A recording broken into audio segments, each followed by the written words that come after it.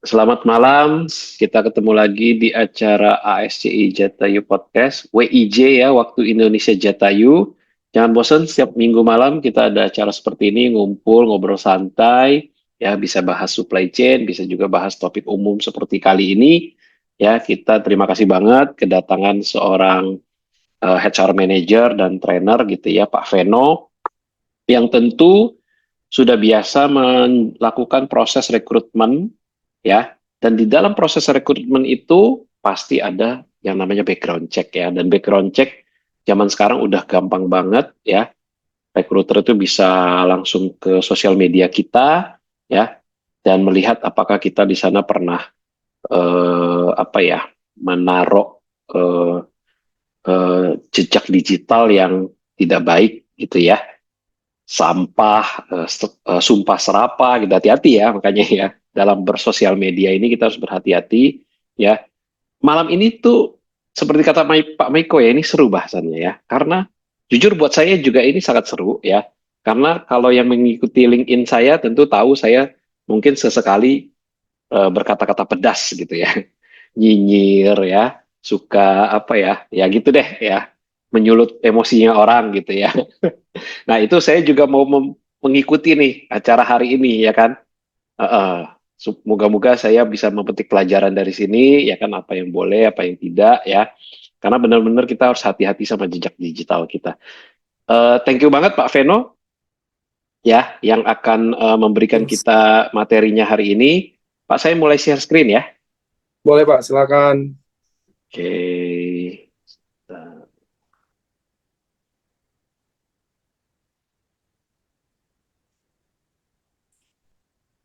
sudah terlihatkah?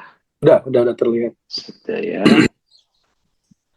Nah, teman-teman Di Zoom karena Pak Haji. ini, iya ya belum. Sorry Pak. Ampun Pak Yudi.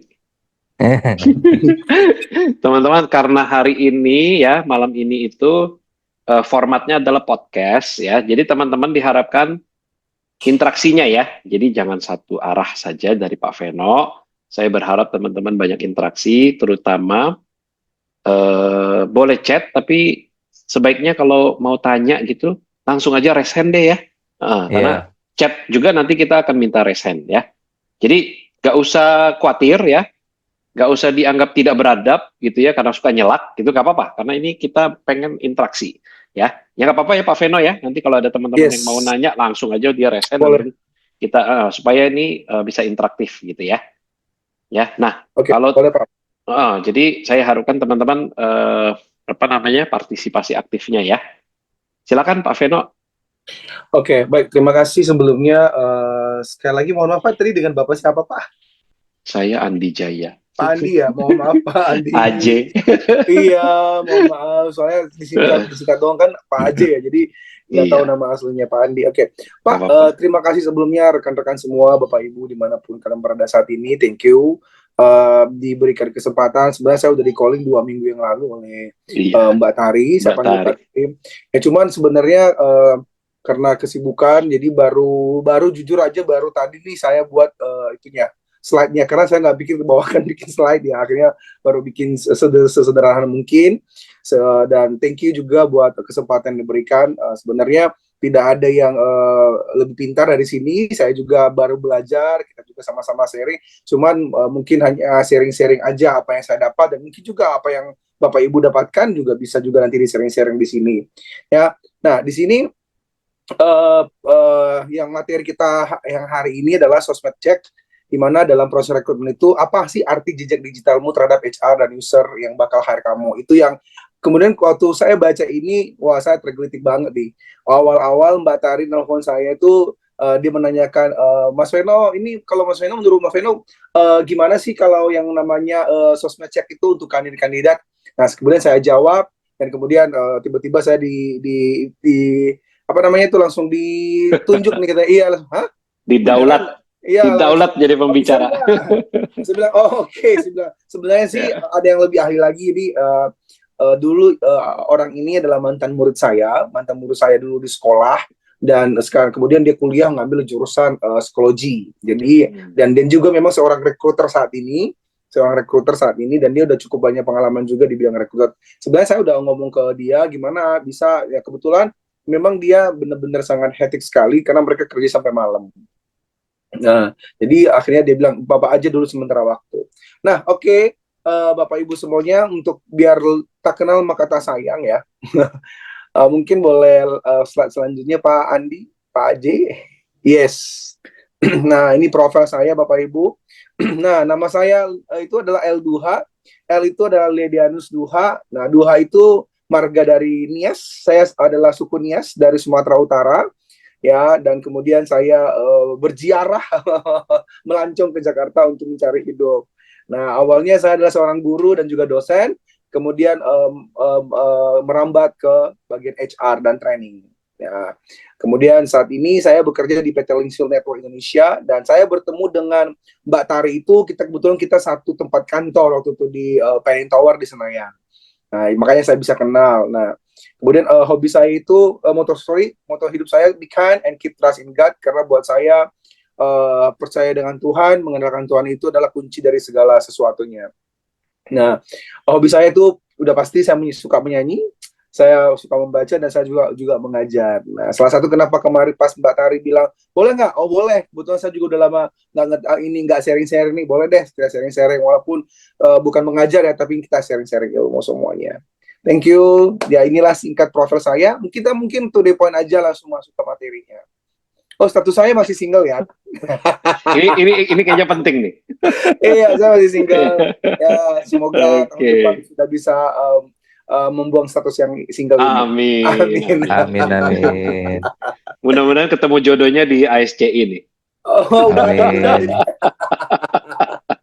Siap, oke. Nah, sebelumnya kita harus perhatikan safety induction-nya dulu. Ya, mungkin Bapak Ibu perhatikan cara duduknya, jangan sampai jatuh, nanti kasihkan. Ya, akhirnya lupa, tiba-tiba terpeleset atau jatuh kursinya, dan juga kabel-kabel di sekitar kita ya, jangan sampai nanti kita akhirnya mungkin kesandung dan jatuh atau kesentrum. Kadang-kadang kan kabel-kabel kita nggak tahu ya, kita kasihkan Zoom atau training begini, tiba-tiba kita lupa dan kita kesentrum dan banyak hal lagi. Mungkin di sekitar kita lewat jatuh.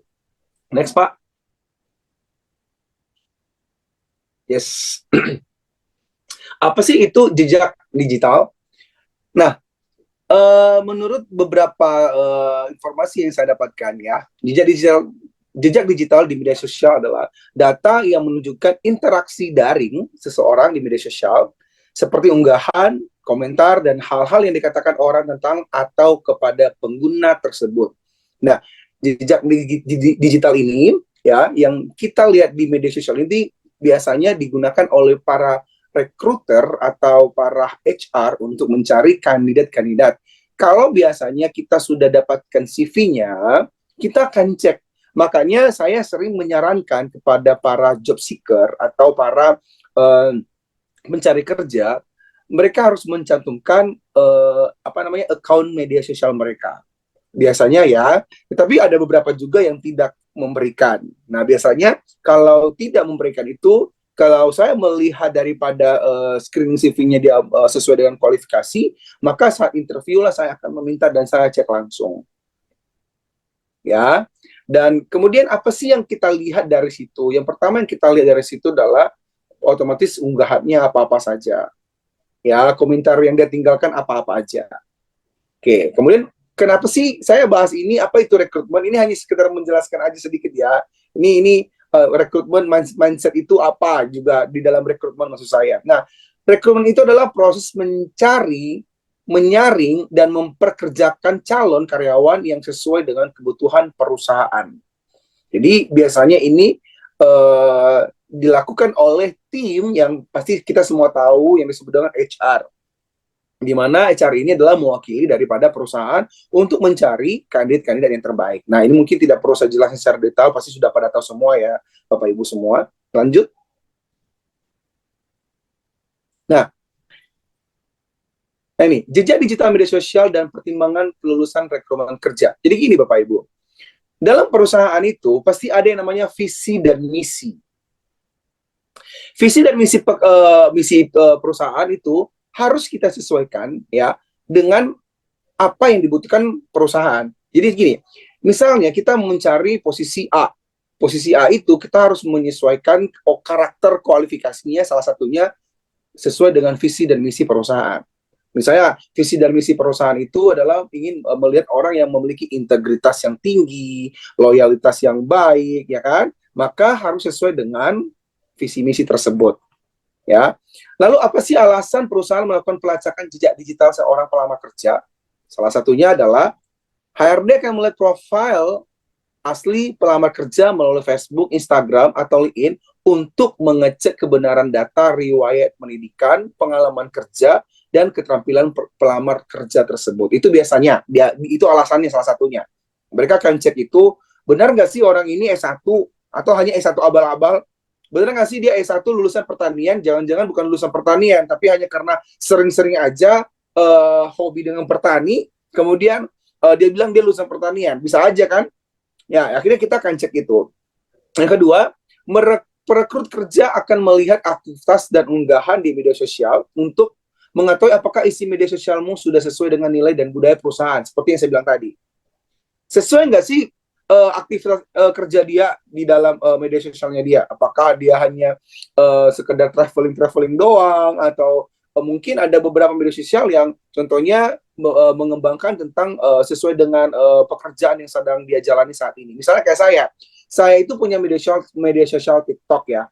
Karena saya seorang HR, maka saya juga harus counseling orang, motivasi orang. Maka di TikTok saya itu kebanyakan semua motivasi, video-video motivasi. Itu yang saya berikan.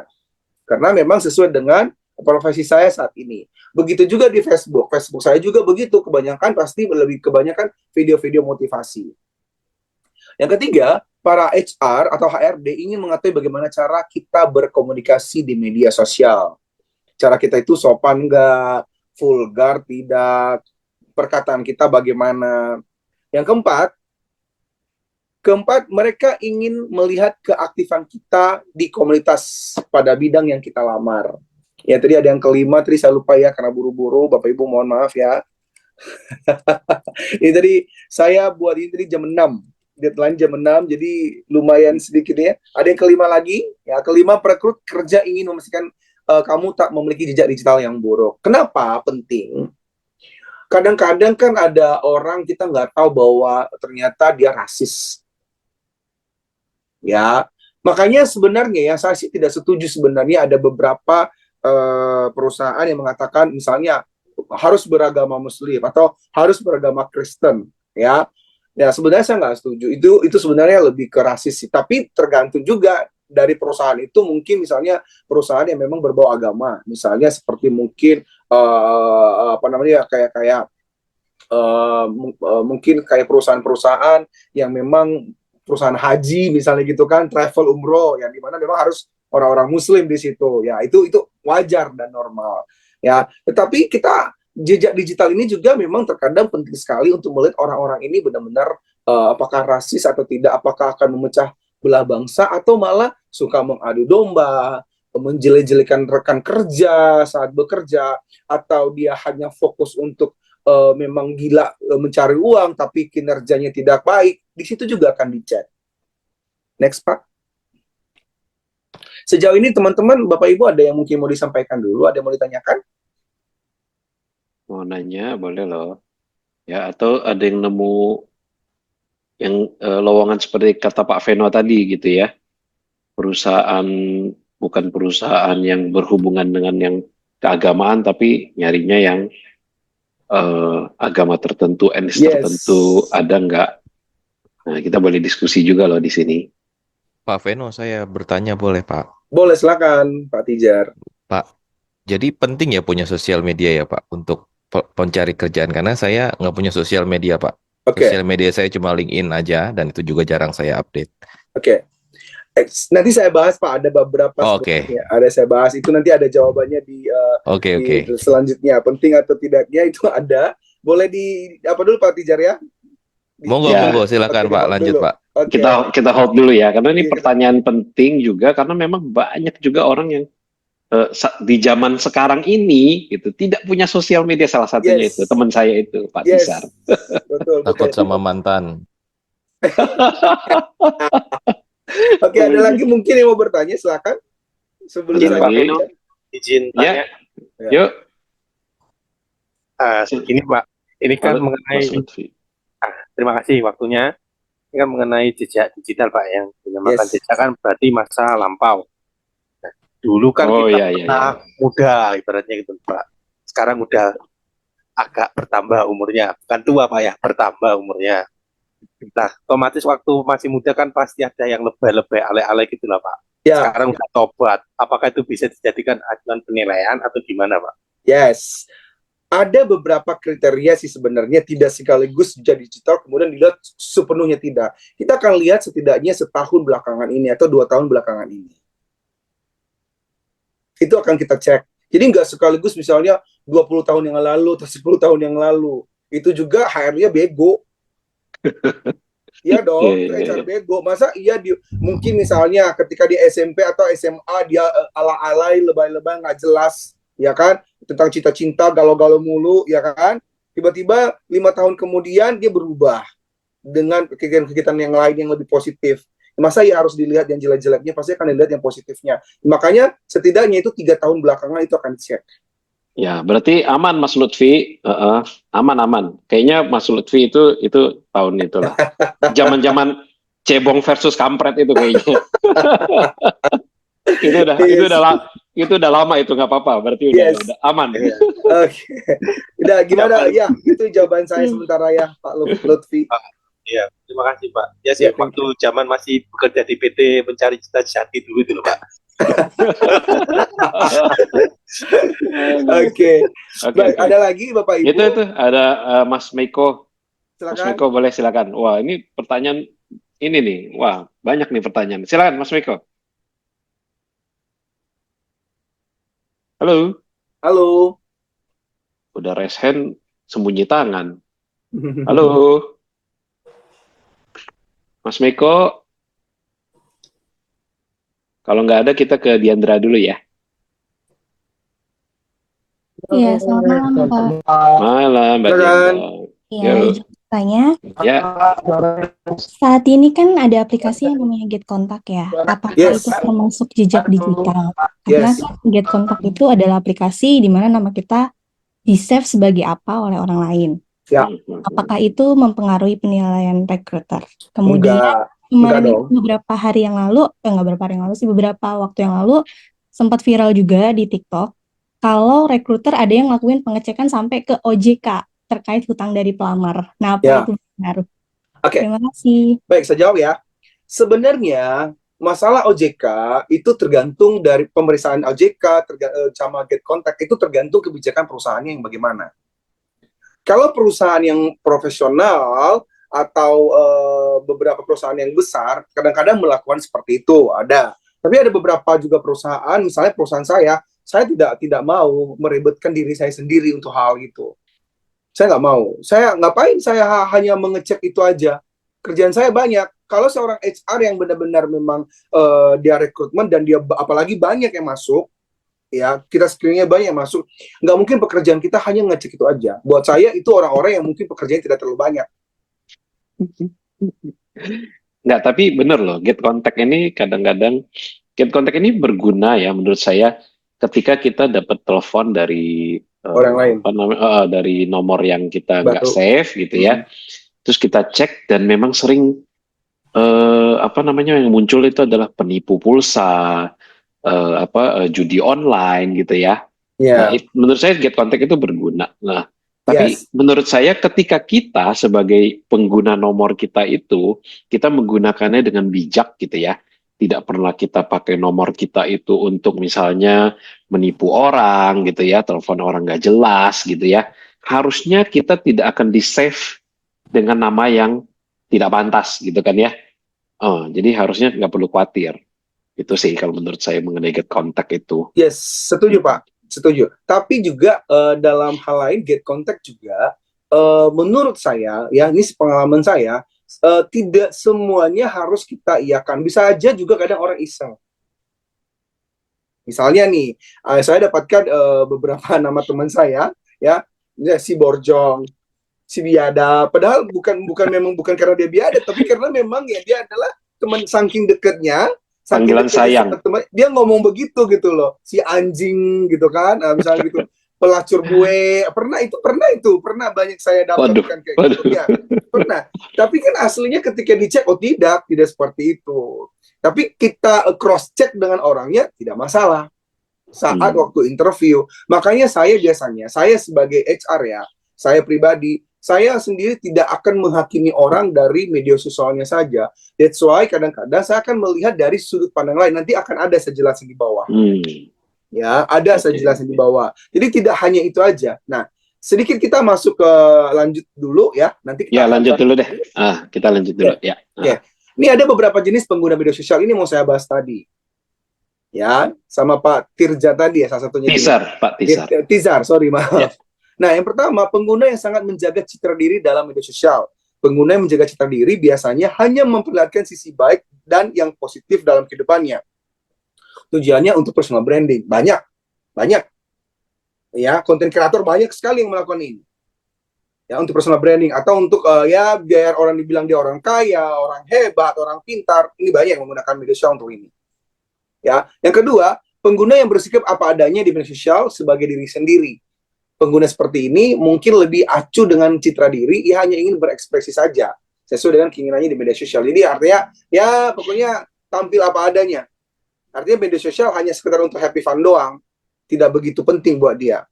Ada lagi pengguna yang jarang mengunggah status di media sosial, seperti mungkin Pak Tirja ya, Pak Tizar. Ya itu tadi ya. Jadi mungkin seperti itu kira-kira. Dia tidak begitu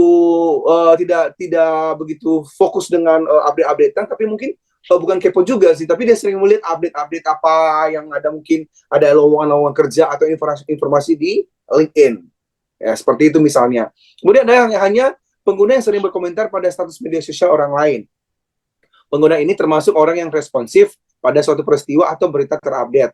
Sayangnya mereka bisa jadi berkomentar positif atau berkomentar negatif. Nah, biasanya inilah yang kadang-kadang menjadi sasaran empuk para HR atau recruiter.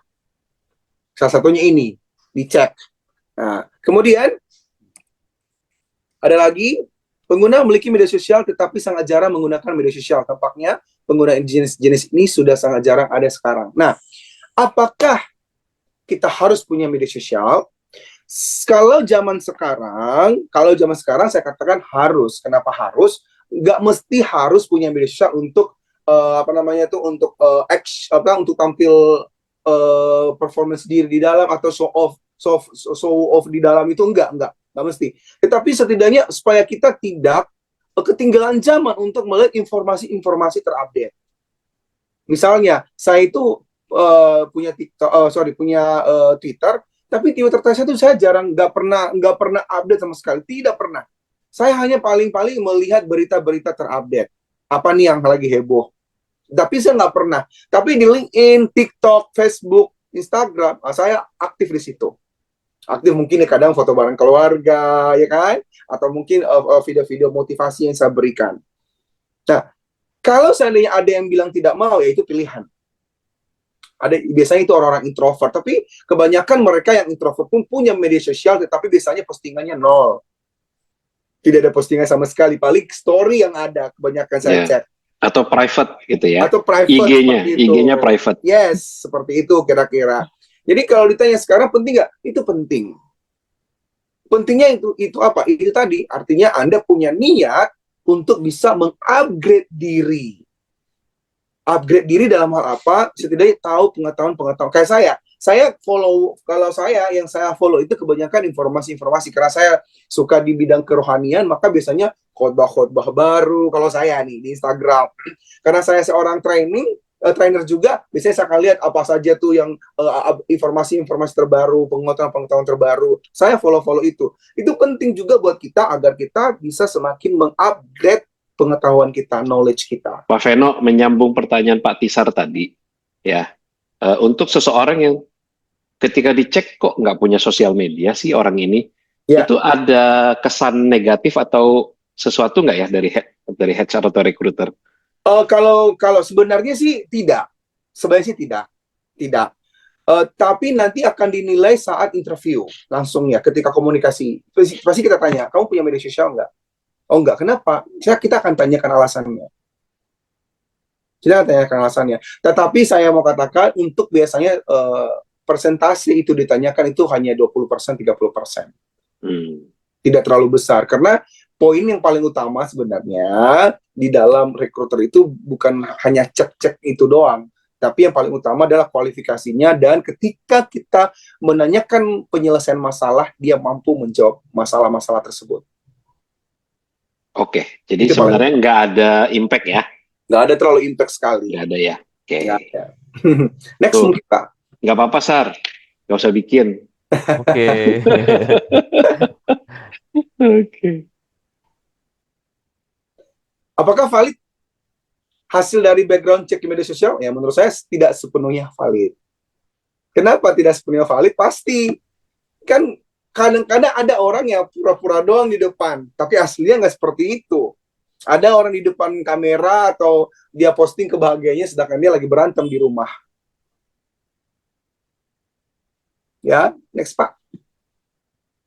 Mengapa? Salah satunya, untuk mengecek riwayat pendidikan, pengalaman kerja, dan jejak digital negatif atau positif seorang pelamar kerja efektif digunakan. Ini. Mengapa yang tidak valid? Kenapa? Karena untuk mengecek riwayat pendidikan itu, pengalaman kerja dan jejak digital negatif atau positif seorang pelamar kerja, itu masih efektif digunakan bukan hanya melalui media sosial. Dicek melalui apa? Biasanya, kita kan lihat itunya, pengalaman kerjanya, kan kita bisa juga cross-check ke perusahaan sebelumnya. Kita bisa telepon di sana. Nah, jadi kita nggak hanya lihat daripada media sosialnya aja. Kadang-kadang ada beberapa orang, misalnya kayak saya, di LinkedIn, tidak semua pengalaman kerja saya taruh. Tidak semua saya taruh di dalam. Ada beberapa pengalaman kerja yang nggak saya letakkan di dalam karena buat saya terlalu banyak. Gitu. Kemudian kenapa? Karena sebagai pengecekan kepribadian seseorang, attitude seseorang hanya bisa dilihat untuk pengguna dengan jenis-jenis tertentu saja. Misalnya, untuk level manager, untuk level supervisor, biasanya kan ada tes-tes yang psikotes, ada tes-tes yang diberikan kepada mereka. Jadi tidak hanya berdasarkan media sosialnya saja. Seperti itu. Ini tadi ada rekrutmen kerja tetap akan melewati tahap psikotes, FGD, dan interview. Penentuan pelamar kerja diterima atau tidaknya tetap berdasarkan hasil akhir semua hasil tes interview dan pelacakan jejak digital pada pelamar. Jadi tidak terlalu fokus pada si tidak valid sekali ya menurut saya.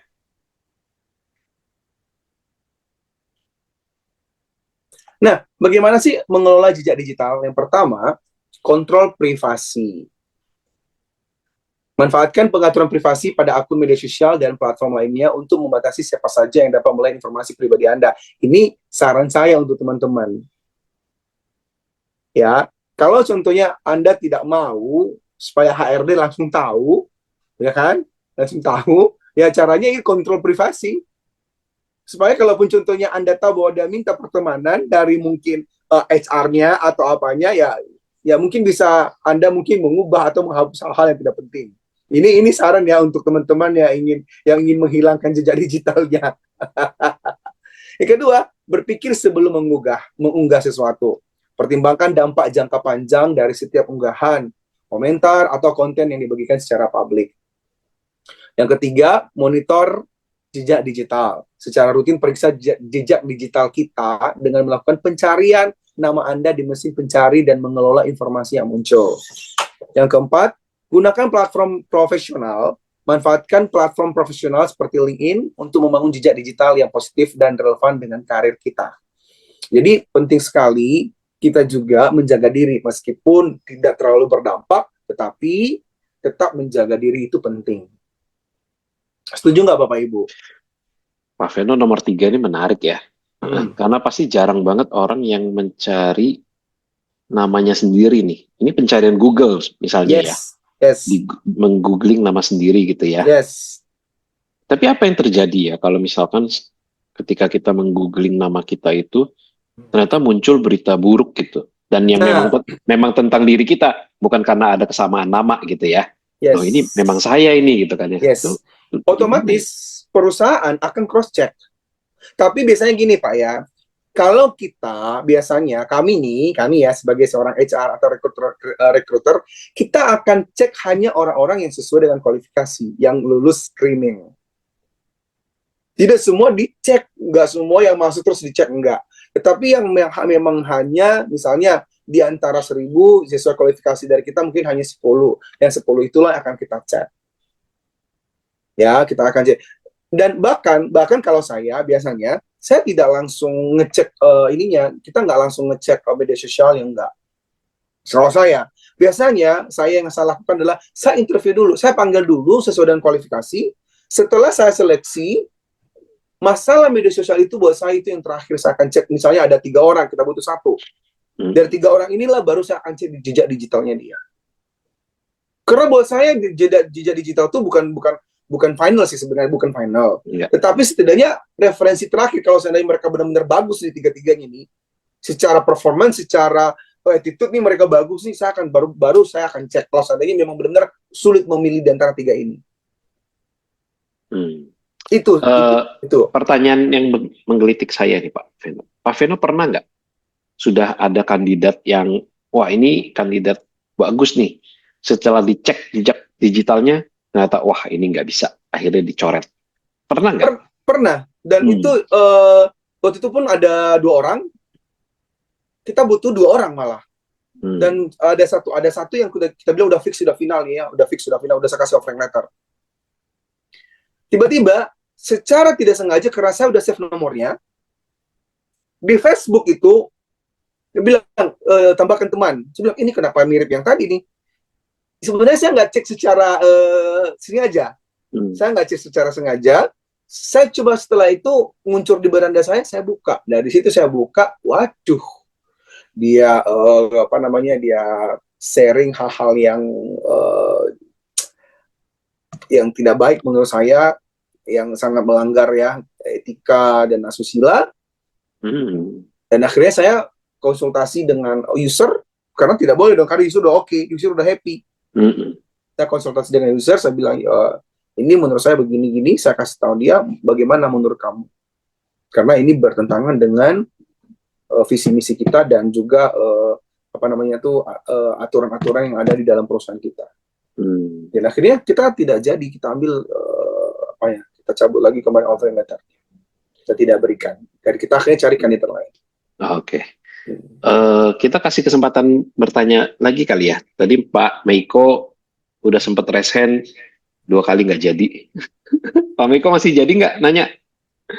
Udah keluar Pak Haji. Hah? Oh ya, malah udah keluar ya? Ya udah. Kita lanjut dulu Pak Budi, Pak Veno, apa kita ini? Soalnya tadi saya catat ada beberapa yang raise hand nih. Oke. Oh ini. Ada Pak Budi, Pak Rangga. Boleh kita catat. Boleh mau bertanya dulu, boleh? Ya, Pak Meiko udah gabung lagi. Iya. Nah, ayo lagi. Pak Meiko. Saya takutnya dia pergi lagi nanti kalau nggak dikasih nanya. Pak Meiko silakan. Pak Meiko monggo ayo. Halo?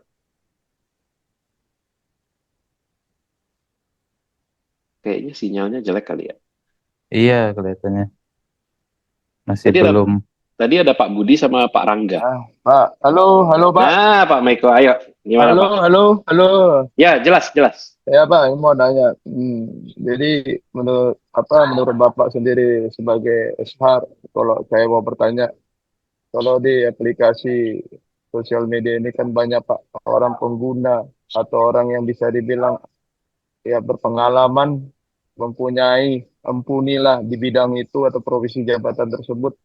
Tapi ketika dia bermain sosial media, di live TikTok, ataupun TikTokers dia, ataupun konten kreator, di saat bekerja, dia upload video joget-joget, video apa, padahal di dalam ITP, ataupun di dalam rule daripada company tersebut, tidak boleh memposting ataupun menggugah di dalam suatu sosial media tentang isi dari perusahaan itu.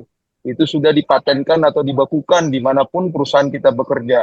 Tetapi kenapa si pekerja atau si karyawan tersebut tetap juga dipertahankan, malah dia bisa pindah-pindah dari perusahaan itu ke tempat perusahaan yang lain, dan jejak digitalnya itu sama sekali tidak ada notabene-nya buruk atau bad, saya bilang gitu.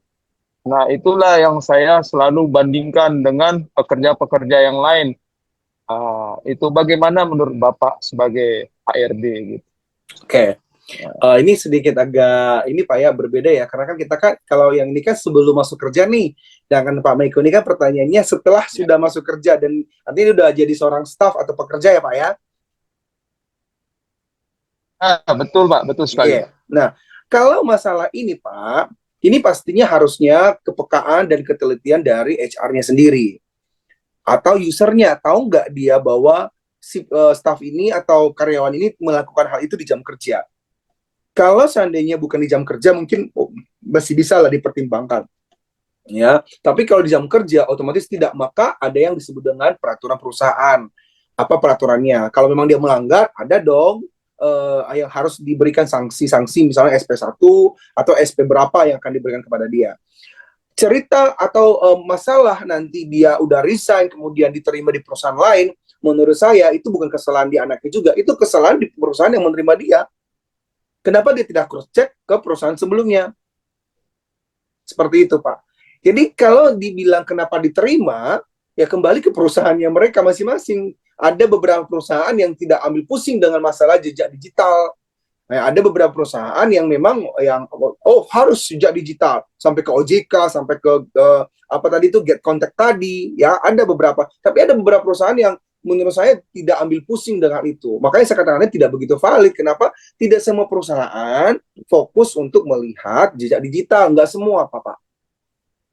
Makanya bisa diterima seperti yang tadi. Dia udah pernah bermasalah di perusahaannya, kemudian diterima di perusahaan lain. Kenapa? Karena nggak ada cross check, nggak ada cek jejak digital tersebut. Seperti itu Pak Meiko. Pak Meiko? Ya, itulah Pak yang sekarang banyak sekali yang terjadi aktual di lapangan kan. Makanya berhubung juga ini saya mau bertanyakan kan. Makanya karena pun juga saya pun udah mau IN kontrak ini. Oh, sekalian promosi kan. Saya bekerja di Timas Sapulindo nih Pak, Project Control Pak. oke. Iya. Salam perkenalan lah Pak ya. Siap. Salam kenal Pak Meiko. Ya, sama-sama Pak. Ya, terima kasih Pak. Sama-sama. Ini ada Pak, makasih ya Pak Meiko, ada Pak Irfan yang raise hand. Pak Irfan. Siap. Selamat malam Bapak-bapak semua. Ya. Malam.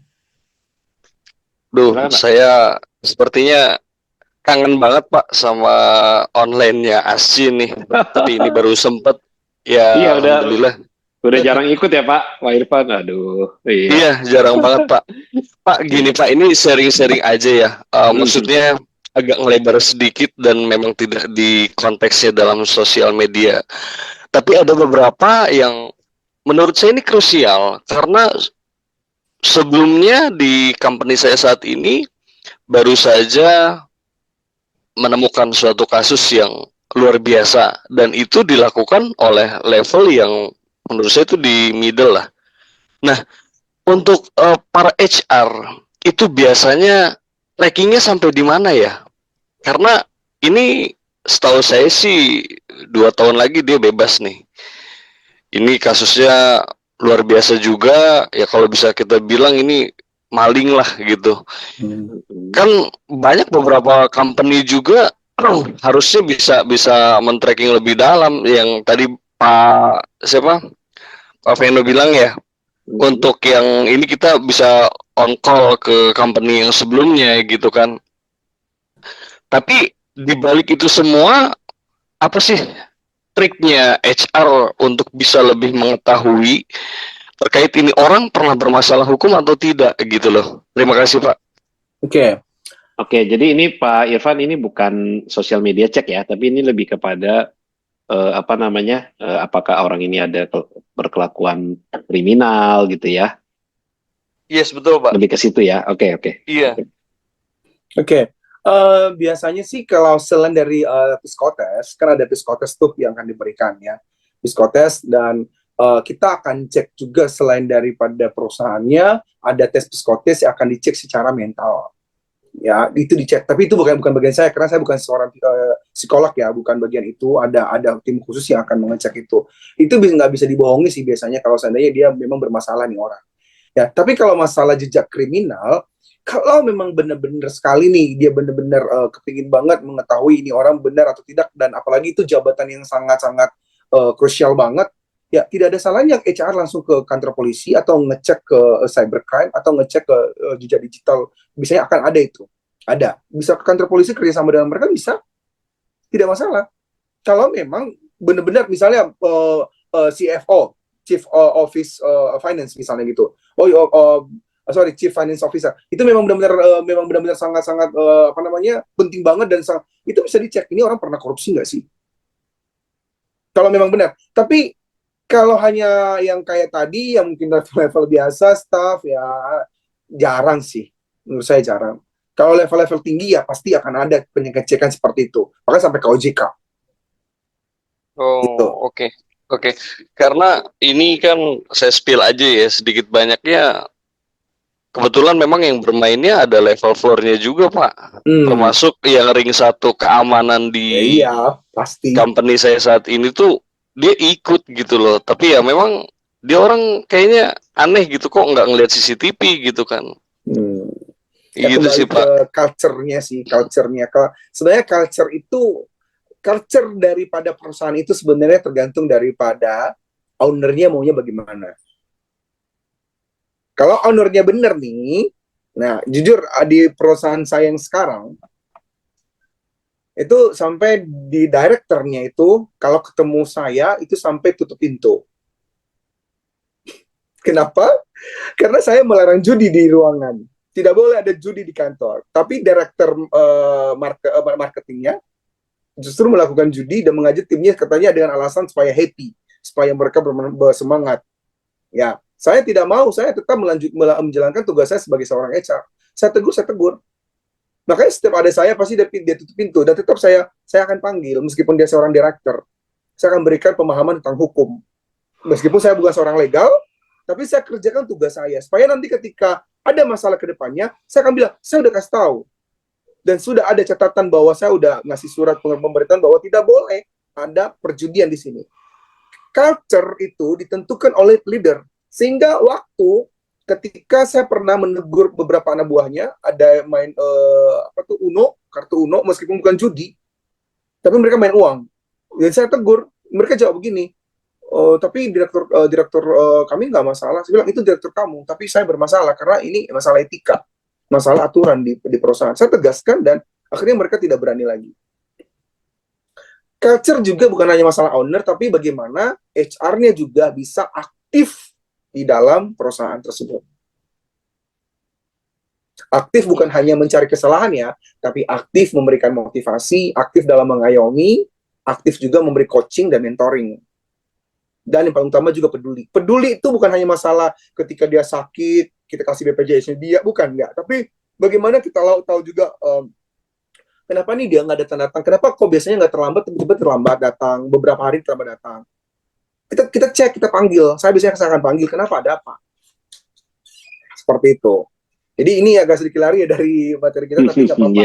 Ya, setidaknya ini untuk membuat kita semakin lebih kuat lagi, termotivasi lagi.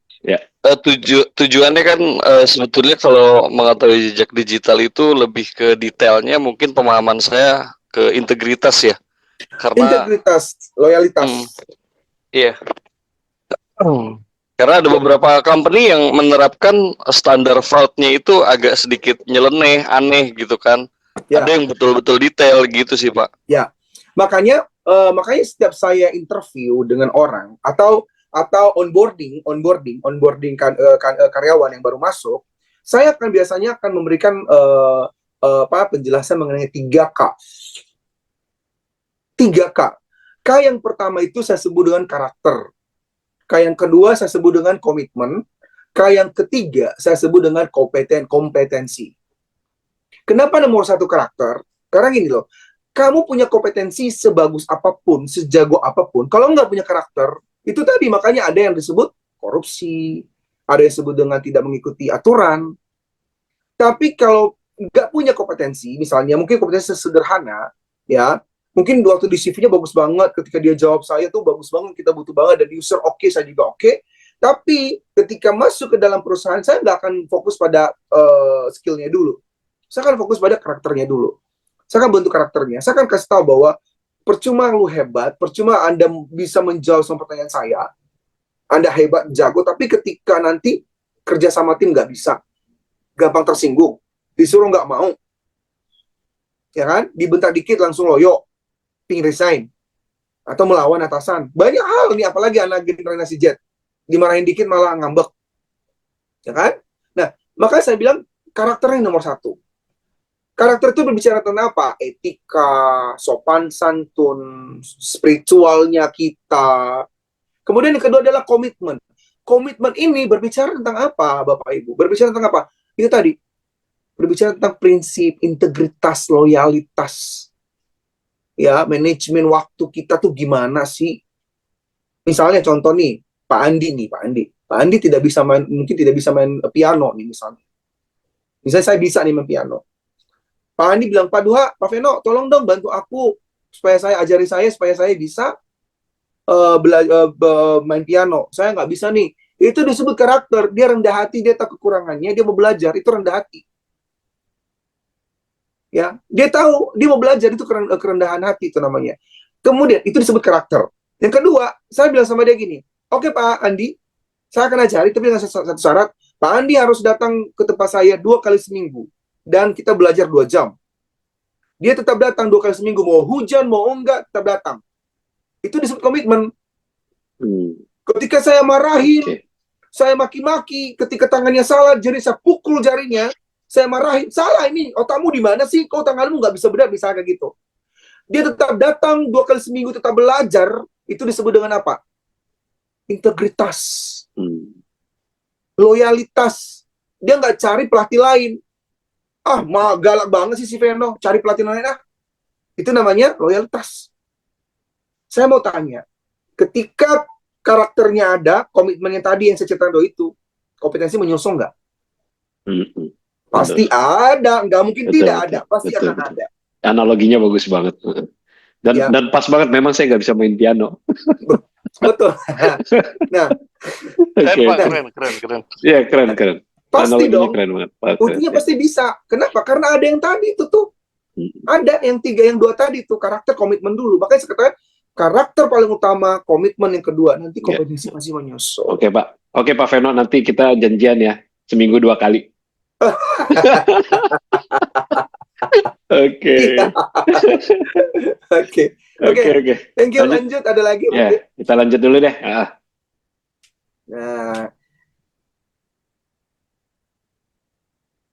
Oke. Terakhir dari pesan saya nih. Yang pertama, jadilah pengguna media sosial yang baik. Jaga aktivitas dalam menggunakan media sosial. Tak perlu menjadi orang yang palsu atau terlalu candu di media sosial. Menjaga citra di media sosial sangat diperbolehkan.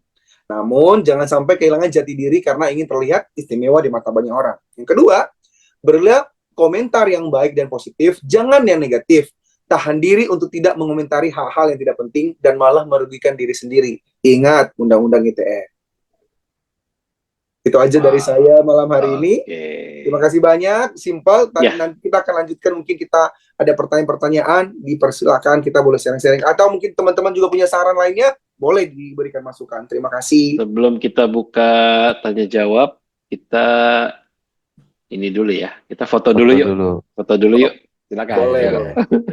Pak Veno mau tanya, bagaimana Pak misalnya ada satu orang gitu ya, dia katakanlah nih misalnya dia mantan narapidana lah Pak, atas kasus yang dia sudah sesali sebenarnya dan dia sudah menyelesaikan hukumannya lah. Nah, itu gimana ya Pak, Bapak sebagai dari cek background dan segala macamnya ya, kita bisa lihat lah dia udah memperbaiki diri lah. Nah, itu sebagai HR itu menjadi gimana ya Pak, pertimbangan atau enggak ya, untuk maksudnya ya dia memang mungkin udah membuka chapter baru dalam hidupnya, itu gimana Pak? Oke, baik.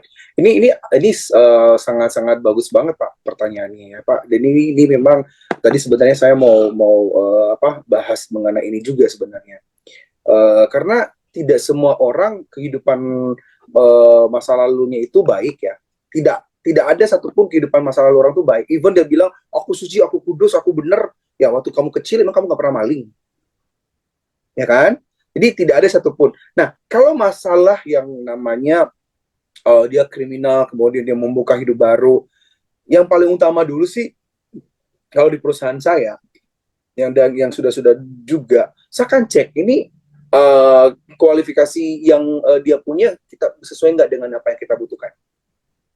Itu pertama. Kalau memang sesuai, dan memang secara pengetahuan, secara ilmu, pengalaman, dia memang yang kita butuhkan sekali, dan kemudian dia juga punya masalah kriminalitas. Kalau saya nih jadi HR nih, saya akan serahkan sama user dan owner, kita kasih dia kesempatan 3 bulan. Saya biasanya. Kita kasih dia training dulu 3 bulan, atau bukan probation ya, tapi kita bisa kasih dia kesempatan 3 bulan. Kalau memang di 3 bulan dia itu nggak bisa, dan memang nggak ada perubahan sama sekali, baru kita mungkin ada keputusan-keputusan tertentu dari perusahaan. Misalnya seperti itu. Kalau saya pribadi, saya akan berikan kesempatan. Apalagi kalau dia bilang dia mau bertobat, dia akan membuka hidup. Kenapa tidak? Setiap orang punya kesempatan kedua. Why not? Ya, Gitu betul loh. sih. Betul. Kalau saya. Ketika seseorang sudah menjalani hukumannya gitu ya, let's say Iya. dia kriminal, pernah di penjara gitu ya, dan sudah sudah menerima punishment gitu ya. Kenapa kita punish dia terus-terusan gitu kan ya? Yes. Betul sih. Karena sekarang mungkin giliran dia. Saya pernah bilang begini ya Bapak Ibu ya, masalah di media sosial. Saya pernah tuh ada satu artis ya, kebetulan saya kenal juga artisnya, teman juga di gereja, dan kemudian dihina, dimaki-maki karena ada waktu itu masalah vulgar atau apa, saya nggak tahu, saya lupa ya. Dan saya nggak nonton, karena teman saya nggak mau nonton, saya menjaga wibawanya dia. Kemudian di komentar itu dimaki-maki, dihina-hina. Setiap ada misalnya dia posting tentang iklan atau apapun, endorsement-nya dia dimaki-maki semuanya. Lalu saya jawab, saya bilang gini, kita itu seolah-olah seperti Tuhan atas hidup orang lain.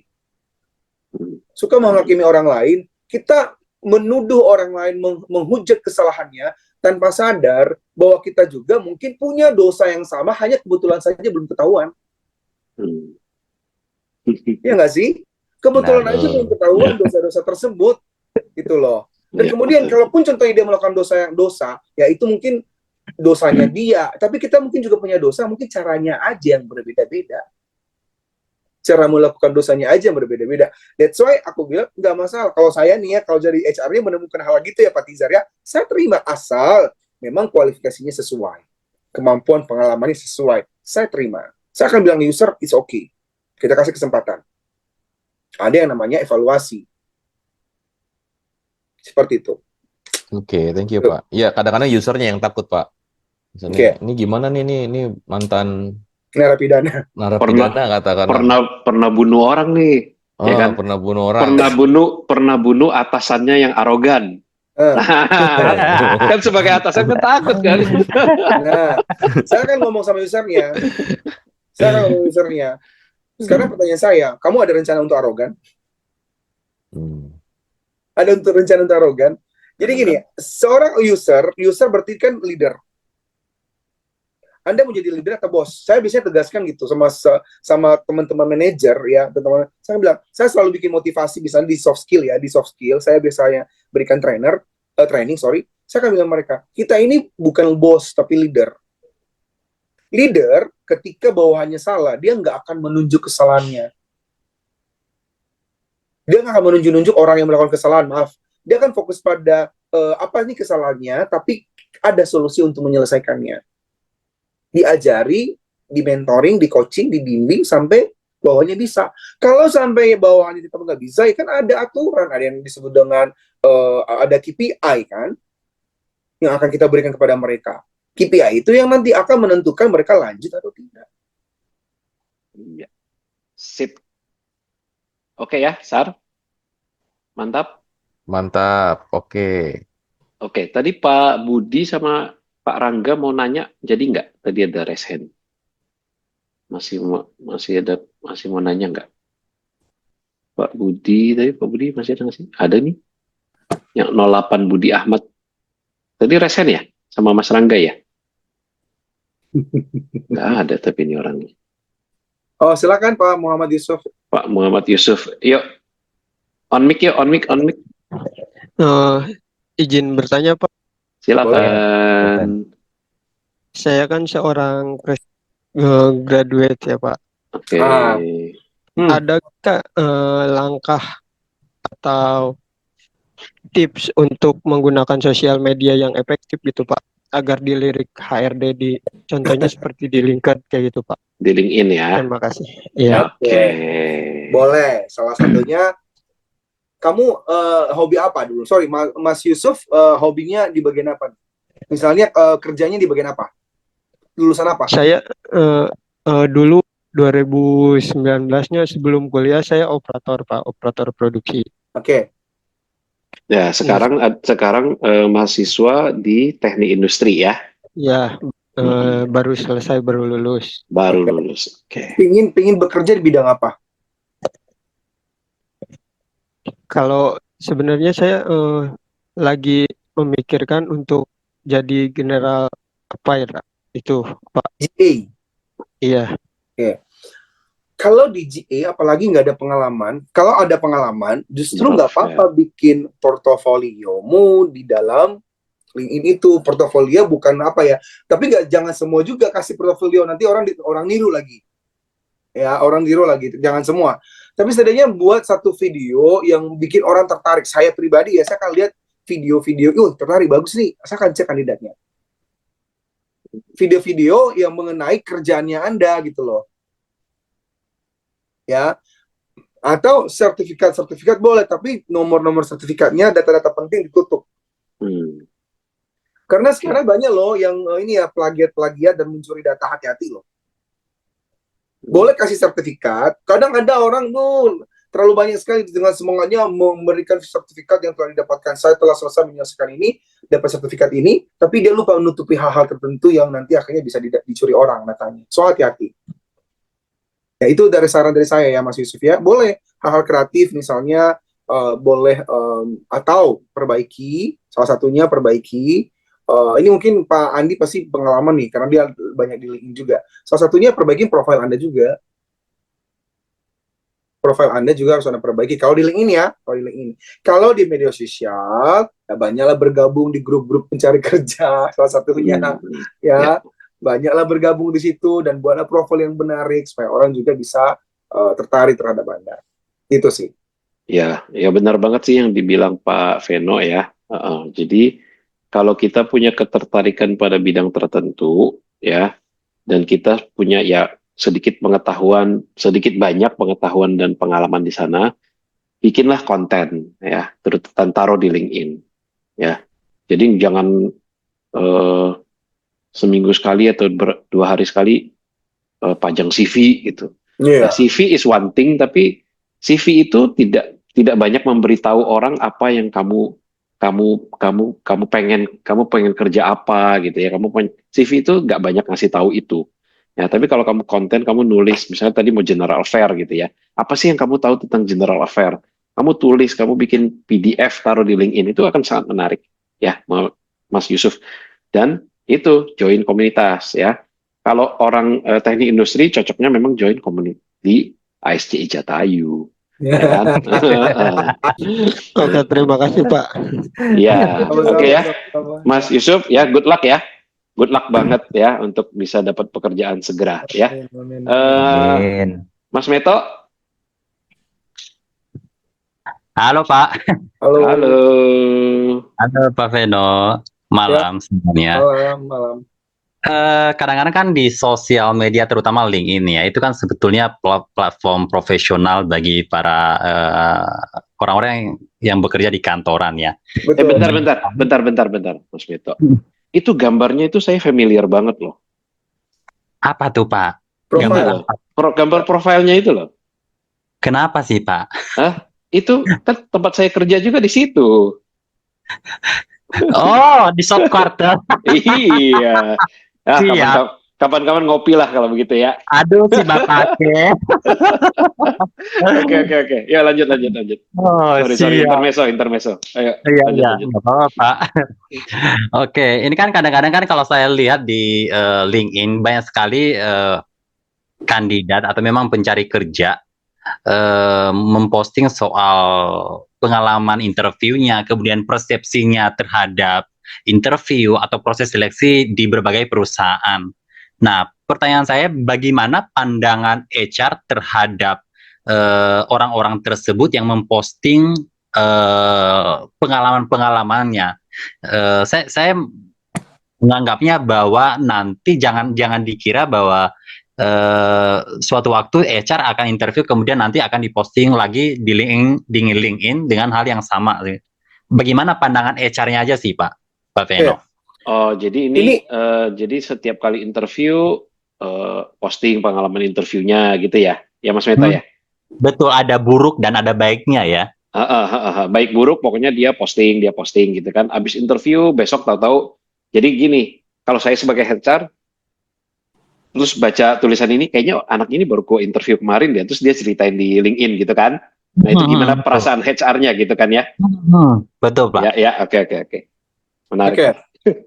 Secara umum atau secara khusus nih, kalau HR secara khusus ya, misalnya saya ya, semua saya kembalikan pada mindset HR itu sendiri. Kalau saya melihat itu, karena selama ini saya selalu memperlakukan kandidat saya dengan baik. Kenapa? Karena saya juga pernah jadi kandidat, saya juga pernah jadi job seeker.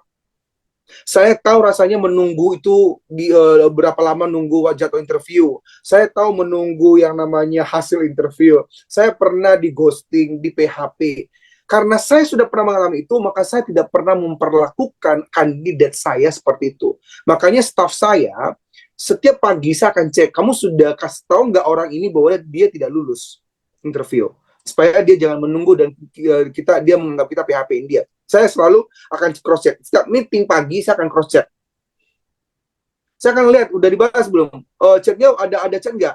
Nggak ada chat Pak. Ada chat nggak? Saya cek lagi. Oh ada chat, kenapa kamu belum balas? Jangan jadi HRD yang ghosting orang. Kalau saya. Jadi kalau seandainya ada orang datang, kandidat kita akan misalnya saya layani, saya suruh orangnya kasih dia minum, suruh duduk. Kalau memang kita lagi meeting, misalnya minta maaf bahwa kita memang sedang tiba-tiba adakan meeting, kita akan berikan penjelasan, kita akan buat senyaman mungkin. Kenapa? Karena kita juga adalah job seeker dulunya. Dan kita nggak tahu, bisa jadi next kita jadi job seeker lagi.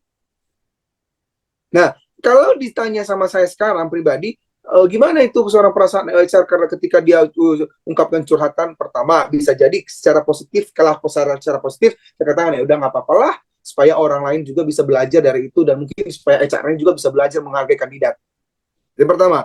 Tapi secara negatif saya akan mengatakan gini, berarti orang ini tidak bijak, tidak bisa mengontrol emosinya, tidak bijak mengontrol kata-katanya, apalagi kalau sampai maki-maki dan mengatakan kata-kata kotor. Ya, tapi kalau misalnya nih dia bilang begini, hari ini pengalaman saya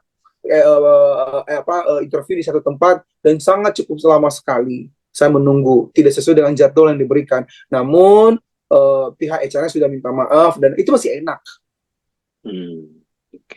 Masih enak, ya. Tapi kalau sampai dia bilang, dasar HR bego, gue di PHP-in, udah lama aku menunggu lagi, udah itu nggak jadi, sudah saya datang 3 jam menunggu, tiba-tiba nggak jadi lagi saya interview.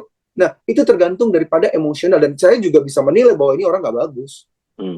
Jadi bukan masalah dia mau posting konten mengenai apa yang dia alami, tetapi bagaimana dia membuat cerita itu ya. Yes. Jadi kalau dia membuat cerita itu secara positif ya, walaupun dia nunggu lama, dia tidak ada caci maki, menunjukkan positiveness gitu ya. Yes. Itu pasti kita juga HR juga akan. Jadi ini berarti bagaimana dia membawakan ceritanya. Setuju, Pak. 100%. Betul. Kenapa kita akan mulai itu? Berarti artinya responnya bagaimana? Respon dia ketika kita treatment dia seperti itu gimana? Mas Meta, gimana? Iya, betul sih Pak. Karena saya merasa juga kadang-kadang seperti itu. Ada banyak sekali cerita-cerita yang masuk di DM saya juga di LinkedIn terutama. Terus curhat para job seeker itu, saya kan memang ada beberapa momen di mana saya menyediakan waktu saya untuk entry level dan juga job seeker. Dan ketika mereka interview, kadang-kadang saya melihat postingan mereka itu agak aneh sih. Dari saya aja yang bukan HR itu agak aneh, agak negatif. Tapi kemudian saya japri, alangkah lebih baik itu dihapus saja, dikarenakan kalau misalkan HR mengetahui platform kamu ini buruk, nanti kamu akan dinilai nggak bijaksana. Betul yang dijawab oleh Pak Veno tadi gitu. Memang saya sering mendapatkan ini. Kenapa kemudian saya menanyakan? Karena menjadi pertanyaan buat saya, memangnya iya gitu. Memangnya HR akan menilai sedetail itukah melalui postingan-postingan. By the way, thank you Pak Veno, thank you Pak J. Iya. Kapan-kapan ngopi Pak J. Ada sesi buat ini kan, job seeker. Ya nanti saya daftar lah. Ya, ya kita ngopi di South Quarter. Saya daftar. Bener-bener. Iya. Thank you. Nanti japri ya. Nanti saya japri. Oke. Oke Pak. Thank you. Ini ada Mas Herman. Silakan. Mas Herman. Yang resen. Ya. Silakan. Ke mute ini. Pak. Iya, silakan. Dari pengalaman Bapak, mungkin dari beberapa sosial media yang seringkali menjadi yang seringkali dicek, itu yang sosial media Bapak untuk digital. Sorry, Mas Herman agak kurang jelas ya, atau saya aja nih? Iya. Saya kurang jelas. Kurang clear suaranya Pak Herman. Iya. Bisa diulangin Pak Herman? Iya. Halo. Sudah Ya. jelas, Pak? Nah. Itu mantap. jelas. Ya, mungkin dari pengalaman Pak Veno, dari beberapa sosial media yang sering dicek dari aplikasi tersebut, yang mana aja Pak yang sering dicek sama SR yang menjadi akurat. Oh, aplikasinya ya, aplikasi mana ya? Oke. Ya. Nih, secara umum ya sebenarnya, ya kan yang dicek itu kan bukan hanya masalah apa yang jadi konten yang dia berikan. Bukan hanya itu doang. Tapi juga kadang-kadang dicek juga komentar-komentar dia di pengguna lain. Ya kan? Kita cek misalnya. Namun kalau ditanya yang mana yang biasanya, itu ada 3 platform paling besar yang biasanya digunakan. Yang paling sering ya, selain dari LinkedIn. Salah satunya adalah IG, TikTok, dan Facebook. Karena biasanya itu yang biasanya lumayan lah netizen mencaci maki, itu kebanyakan di situ. Itu bisa dicek. Nah, pengecekannya bagaimana? Ya, kan susah kalau seandainya kita cek satu-satu. Apalagi komentar. Ya kan? Tapi di mana kita ceknya ya dari konten yang dia punya. Apa saja yang dia tampilkan di media sosial itu. Misalnya mungkin apakah hanya sekedar traveling doang, foto-foto keluarga, atau video-video positif, atau video-video yang... Tapi jangan salah juga ya, kadang-kadang juga bukan dia yang salah, tetapi ada orang yang nge-tag dia dengan video-video yang nggak benar. Kita juga harus hati-hati. Makanya kita cek sumber daripada konten yang diberikan dalam media sosial itu dari mana. Apakah dari dia sendiri yang posting atau dari orang lain tag ke dia. Itu biasanya. Kalau ditanya media sosial apa aja, salah satunya yang paling besar adalah Facebook, Instagram, TikTok, ya, kemudian LinkedIn. Itu yang biasanya. Kalau Twitter jarang dicek. Gimana? Oke Pak. Ya. Oke Pak. Soalnya kan selama ini dari pengalaman saya pribadi itu, terus juga dari teman-teman, kebanyakan teman-teman di LinkedIn Pak, yang teman-teman memperbanyak pengalaman mereka di LinkedIn, karena persepsi teman-teman itu kan dari HR sendiri kan kebanyakan mereka berpersepsi untuk pengecekan di LinkedIn seperti itu Pak. Maka saya mau nanya itu sih tadi. Oke, baik, thank you. Ya, thank you, Herman. Ada lagi yang mau bertanya? Kolom chat ada nggak ya? Udah deh. Kosong Pak J. Udah ya, tadi Mas Meto udah gitu ya. Oke, Pak Yudi mungkin ada pertanyaan, Pak? Ada. Ah, Saya mau tanya Pak Vino. Yang masalah kriminal tadi. Kan mungkin kriminal umum masih oke ya, Pak Vino ya. Tapi kalau yang berkenan dengan manipulasi di pekerjaan, ya kan, penggelapan, itu seperti apa? Kalau Walaupun dia udah ini ya, udah betul Pak. masuk penjara, ya kan, udah udah masuk penjara. selesai. Nah itu beda. Kalau saya pribadi sih, menurut saya nggak bisa, karena itu kan di perusahaan, beda sama yang umum. Menurut Pak Vino sendiri seperti apa? Saya setuju dengan Bapak. Hmm. Sebenarnya saya tidak mau mengulangi kesalahan sama untuk hal seperti itu. Saya nggak mau. Karena pasti jabatan saya juga sebagai HR akan dipertaruhkan. Yap. Ya dong. User akan bilang gini, masa kamu tidak bisa membedakan yang masalah pastikan ada yang namanya level kriminalitas yang dilakukan. Sesuai dengan jabatan apa yang saya katakan tadi. Ya kan? Kalau masalah penggelapan sampai itu benar-benar mengancam perusahaan, karena yang diancam bukan cuma masalah kerjaannya doang, tapi kehidupan orang banyak. Jadi itu ya benar-benar itu tidak ada poin sih. Biasanya saya tidak mau. Kalau saya pribadi saya nggak mau. Bukan berarti saya tidak memberikan dia kesempatan kedua, tidak. Tapi kita lihat lagi. Ya, jadi saya punya cerita nih. Ada tim saya yang ya saya pecat karena masalah integritas ya, masalah ya fraud lah ya. Kemudian dengan gagah perkasa dia menulis nama saya sebagai referensi di perusahaan yang dia akan lamar, gitu ya. Jadi saya ditelepon lah gitu ya, Pak, si ini menaruh nama Bapak sebagai referensi gitu kan. Terus saya kaget sih, loh, dia kan saya pecat karena kasus ya, tapi kok dia berani taruh nama saya sebagai referensi. Nah, yang saya lakukan waktu itu, saya ceritain gitu ya, bahwa ya kita tidak lagi bekerja dengan saya itu karena apa gitu ya. Tapi saya ada pesan sih kepada si HR di perusahaannya itu yang melakukan cross check itu, saya bilang itu ketika zaman bekerja di saya nggak tahu sekarang ya. Mungkin juga dengan saya pecat gitu ya, dia mungkin juga berubah, bertobat. Tolong di cross check dengan anaknya gitu loh, ya kan. Tapi kalau ditanya ke saya ya, saya pengalaman dengan dia buruk gitu loh. Pengalaman dia bekerja dengan saya buruk gitu loh, ya kan. Tapi tolong di cross check ke anaknya ya, siapa tahu dia sudah bertobat, ya kan. Tapi iya betul Pak. Ya, good. Boleh saya tambahkan Pak Andi? Ini saya pernah punya pengalaman Pak. Saya pribadi saya sendiri. Jadi waktu itu saya keluar di salah satu perusahaan karena saya kerja situ hanya 7 bulan. Nah 7 bulan itu saya keluar gara-gara perbedaan pandangan terhadap manajemen. Jadi bukan karena kinerja saya. Bukan. Karena senior manager finance-nya nggak cocok dengan saya, nggak suka dengan saya, hanya karena ada beberapa hal yang menurut saya itu di luar jalur. Ya, akhirnya saya mengundurkan diri. Akhirnya saya bekerja, saya kasih tahu dong waktu interview, saya kasih tahu bahwa saya pernah bekerja di sini, tapi saya nggak kasih referensi, mereka enggak. Tapi akhirnya mereka telepon ke situ dan terima yang benci sama saya ini nih. Ya, saya dijelek-jelekin semuanya. Tapi saya herannya, tiba-tiba saya dikasih offering letter dan saya diterima. Saya baru tahu itu setelah aku diterima, Pak. Saya bilang, dia bilang sebenarnya Pak, kami udah telepon di perusahaan ini dan jujur mereka ceritakan Bapak jelek sekali. Terus saya bilang, lalu kenapa Bapak terima saya? Karena kami melihat di dalam diri Bapak tidak ada sama sekali itu.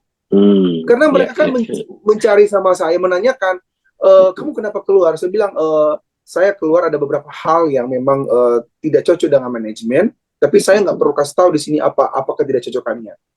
Karena buat saya ini adalah privacy dan itu konfidensial antara manajemen dan saya bilang. Dari situ mereka lihat, mungkin dari situ mereka lihat bahwa oh ini orang good nih, gitu loh.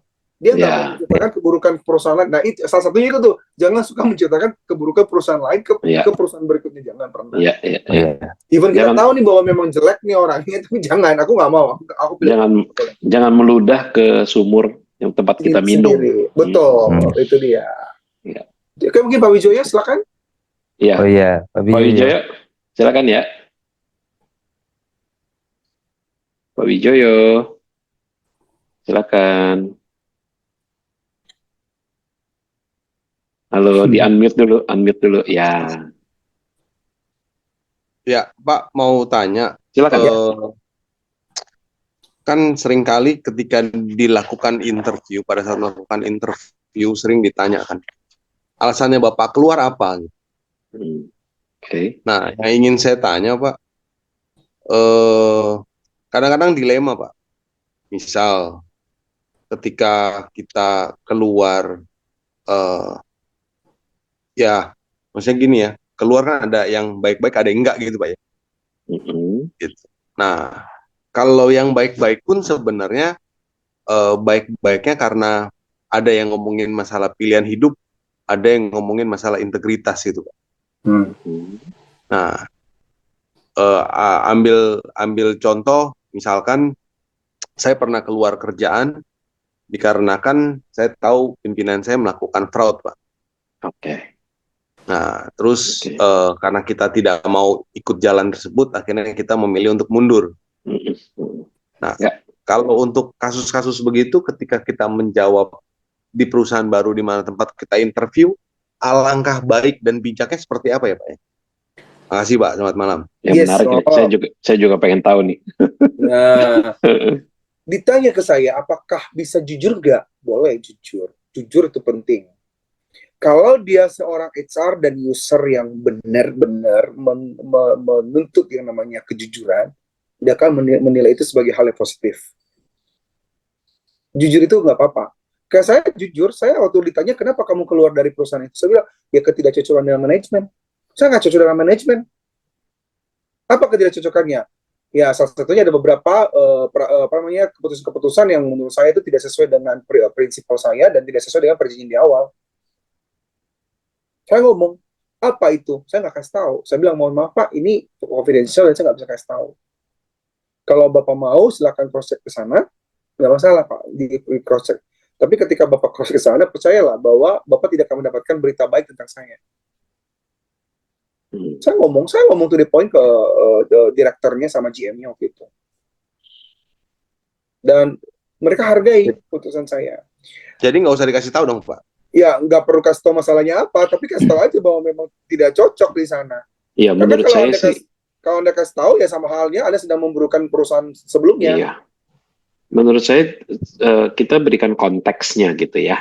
Seperti Pak Wijoyo tadi mengatakan, ya saya mundur karena ada yang tidak cocok secara integritas di sana gitu kan ya. Tapi nggak perlu sampai iya si A gini, si B gitu loh. Terus saya diseret, ya kan? Detailnya jangan diceritain. Nggak usah, gitu. Ya. Uang 500 juta nih di depan meja gitu, dibagi-bagi gitu, nggak perlu, ya kan? Kalaupun itu benar gitu ya, cuman jawab aja secara prinsipnya gitu ya. Karena memang si HRD dan usernya itu mereka perlu tahu konteksnya kenapa sih kita keluar. Dan konteksnya orang keluar karena tidak sesuai dengan hati nurani itu menurut saya sesuatu yang positif. Ya, it means kita punya prinsip gitu ya. Kita punya prinsip, apalagi ini soal integritas, soal fraud gitu ya. Menurut saya malah itu hal yang baik. Kita nggak mau terlibat di situ dan kita keluar. Tapi nggak usah cerita detail dan menjelek-jelekkan mereka. Yes. Gitu sih. Setuju Pak Andi. Gimana Mas Wijoyo? Oke, thank you Pak. Nggak usah cerita di HRD sama user, cerita di sini aja. Iya. Karena kalau dari pengalaman saya Pak, saya rata-rata resign kalau kerja udah lama atau belum lama lah ya. Kalau ketemu manajemen begitu, biasanya pasti saya keluar sih, nggak kuat saya. Ya betul. Sama sih, saya juga pernah begitu kok. Ya, yang namanya tempat kerja di mana-mana itu pasti ada yang nggak enaknya. Pasti nggak ada yang tidak enaknya, dan ada yang enaknya pastinya. Cuman ya tergantung daripada kita meresponnya, bagaimana cara kita menanggapinya aja sih. Betul. Kalau saya sih jujur, kadang-kadang memang ada rasa, aduh aku mau keluar dari perusahaan yang ini. Kenapa? Karena pasti setiap kita punya masalah masing-masing. Nah misalnya gini nih, ada kemarin dibilang gini, udah dasar kutu loncat, dikit-dikit loncat kemana-mana, nggak punya integritas, nggak punya loyalitas. Saya sih nggak bisa menghakimi orang seperti itu ya Pak. Kenapa? Karena setiap orang punya permasalahan yang berbeda-beda. punya kebutuhan yang berbeda-beda. Kita nggak bisa menilai orang karena mungkin 3 bulan di perusahaan ini, tiba-tiba di-cut masuk ke perusahaan lain, tiba-tiba di-cut lagi.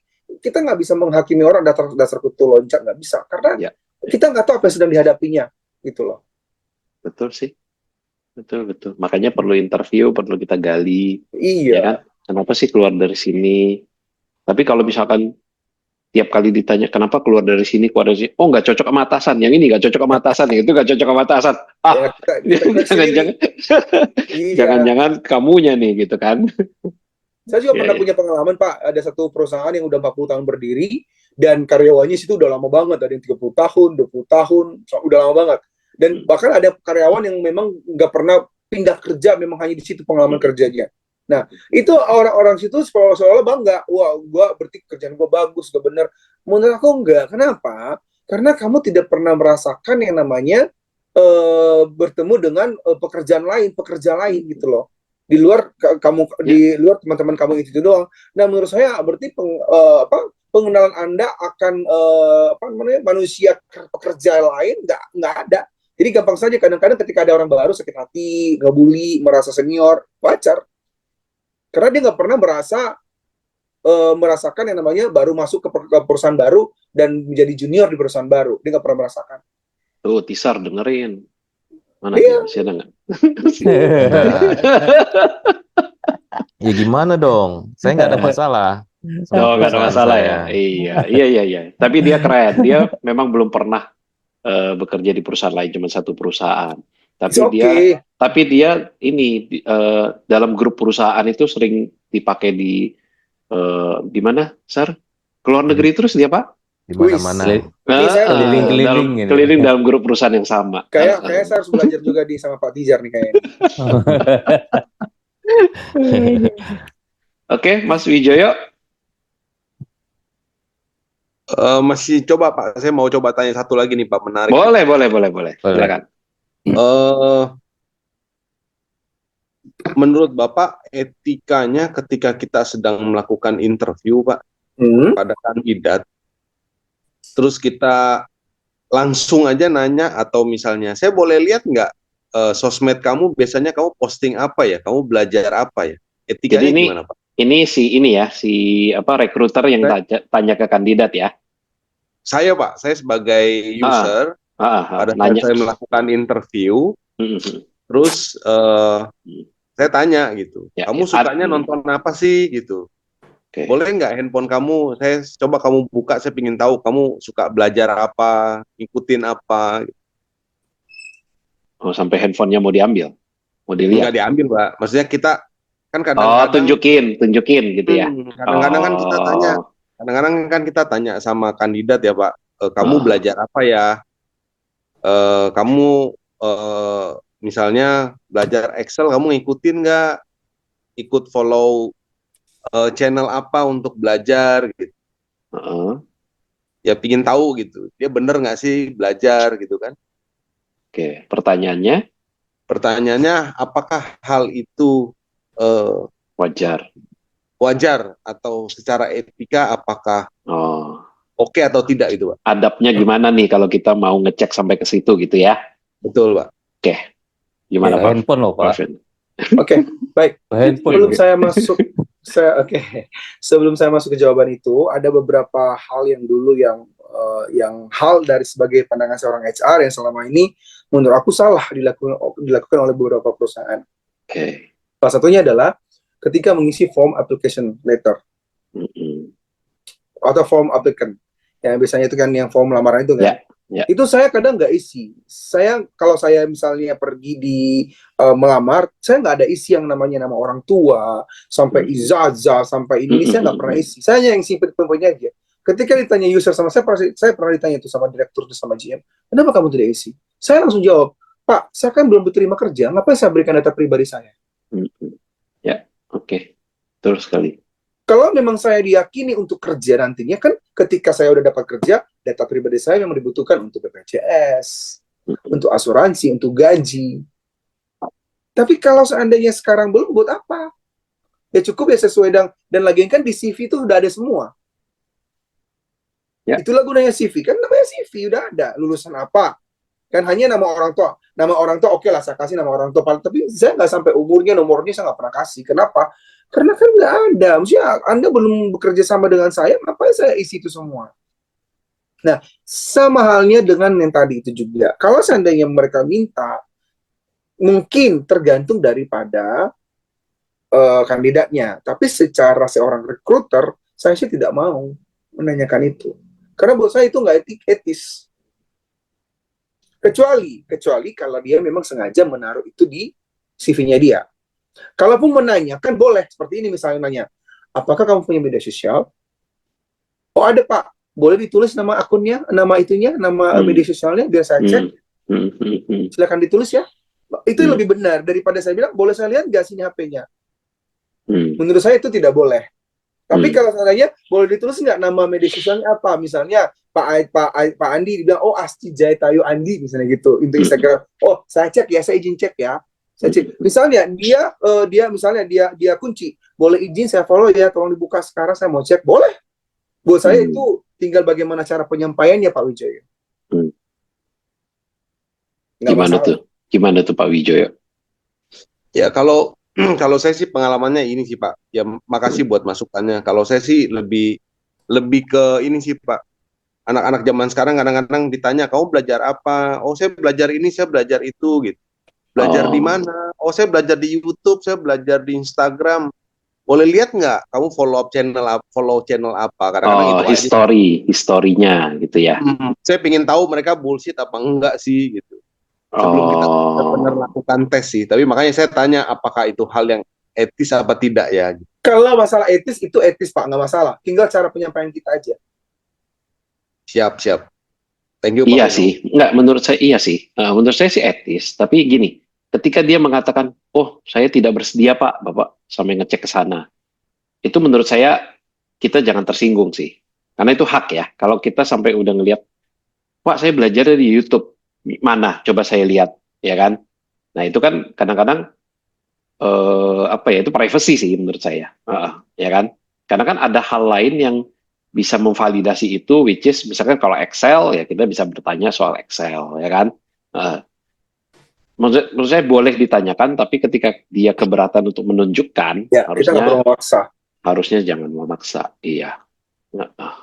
Itu sih menurut saya ya. Benar kata Pak Veno. Tergantung bagaimana kita menanyakan. Tapi kalau dia nolak, itu ranah privasi soalnya. Ya kan? Karena kalau udah ngelihat layar HP-nya seseorang itu sudah ranah privasi sih. Yes. Kecuali dia juga, oke, sini Pak, saya tunjukin. Gitu kan? Atau dia kasih nama channelnya kita yang cari. Nah, betul. Ini Pak, saya follow-nya channel ini. Terus kita lihat. Itu benar. Gitu ya, Pak Wijoyo. Pak Wijoyo, thank you. Ya, Pak. Thank you. Ada lagi nggak nih yang mau bertanya? Ini Mbak Tari, diam aja dari tadi nih Mbak Tari. Tahu nih Mbak Tari, ayo. Dia ngajak ngobrol, dia menghilang. Ikannya gosong udah. Ayo, ada lagi? Ruth, mungkin? Ada yang mengganjal di hati? Baru tuh udah keluar. Ada. Nih Pak Yudi. Hah? Ada. Tuh, ada. Oh, masuk lagi. Tadi sempat kelihatan keluar. Tadi lagi siapin masker. Sekarang lagi ini nyuci beras, mau masak nasi. Wah, mantap. Ada pertanyaan nggak? Sebetulnya saya mau tanya nih, Pak Aji emang selalu paling tahu nih kalau saya mau. Udah feeling. Saya mau tanya ini Pak, kalau misalnya HR itu agak enggan gitu ya untuk melakukan background checking. Nah, bisa nggak sih sebenarnya kita sebagai user tuh yang melakukannya gitu loh. Nah, terus kayak gitu tapi bahasanya bagaimana gitu kan. Karena mungkin juga HR di perusahaan sebelumnya atas kandidat itu mungkin agak kaget gitu. Maksudnya kan biasanya hubungin HR kan. Nah, ini kalau misalnya saya sebagai user nih Pak Veno yang mau melakukan background checking itu mungkin apa sih kalimat pembukanya atau bagaimana penyampaiannya gitu. Oke, pertanyaan saya dulu nih Mbak Ruth.